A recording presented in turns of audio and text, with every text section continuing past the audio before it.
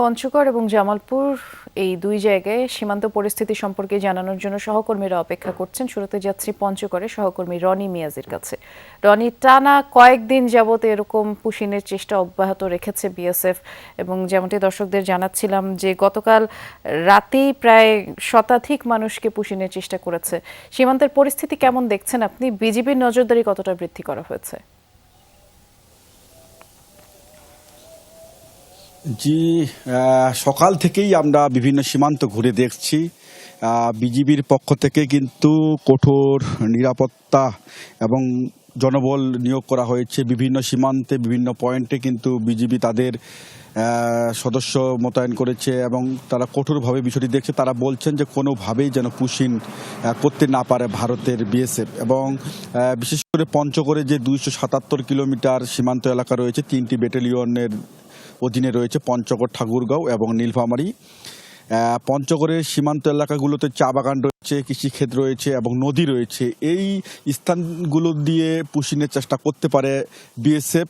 সেক্ষেত্রে বিজিবি কিন্তু অনেক তৎপর হয়েছে এবং তাদের যে টহল সেটি কিন্তু অনেক কঠোরভাবে তারা বিভিন্ন পয়েন্টে তাদের যে টহল সেটি জোরদার দিয়েছে। স্থানীয় মানুষ যারা রয়েছে তারা যদিও আতঙ্কে রয়েছে, কিন্তু তারা স্থানীয় মানুষরা কিন্তু বিজিবিকে সর্বাত্মক সহযোগিতা করছে। তারা রাত জেগে পাহারা দিচ্ছে এবং তারা টহল দিচ্ছে। এবং আমরা দেখেছি বিভিন্ন এলাকায়, সীমান্ত এলাকা বিশেষ করে রয়েছে এই গ্রামের মানুষগুলোর কাছে কিন্তু আমরা দেখেছি যে বাঁশি রয়েছে, অর্থাৎ বিজিবির পক্ষ থেকে বিভিন্ন সচেতনতামূলক উঠান বৈঠক করা হয়েছে এবং স্থানীয় যারা জনপ্রতিনিধি রয়েছে তাদেরকে সম্পৃক্ত করা হয়েছে। ফলে আমরা দেখছি যে পঞ্চগড়ের সীমান্তগুলোতে বিজিবির টহল জোরদার করা হয়েছে।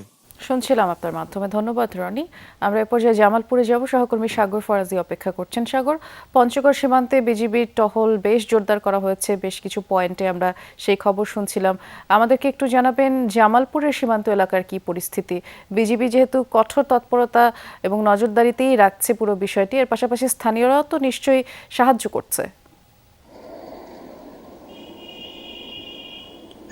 দেখুন বৃষ্টি, এই স্থানীয় বাসিন্দা পাশাপাশি বিজিবির কারণেও কিন্তু বিএসএফ বেশ সুবিধা করতে পারেনি জামালপুর বা কুড়িগ্রাম যে এই সীমান্ত বর্ডারটি রয়েছে এই বর্ডারে।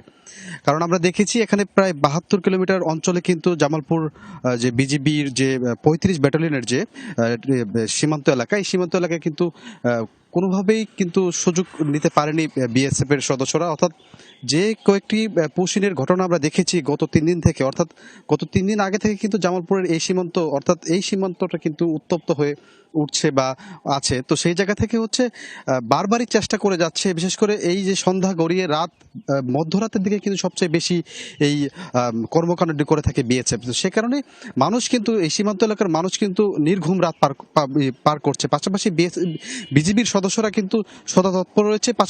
এই এই সীমান্তের মানুষ এবং কি বিজিবি তারা দুইয়ে কিন্তু একত্রিত হয়ে কিন্তু তাদেরকে প্রতিহত করছে। এবং কি আমরা দেখেছি যে লাঠি ফালা নিয়েও কিন্তু তারা দাঁড়িয়ে থাকে এই সীমান্ত এলাকায়, রাত জেগে পাহারা দেয়।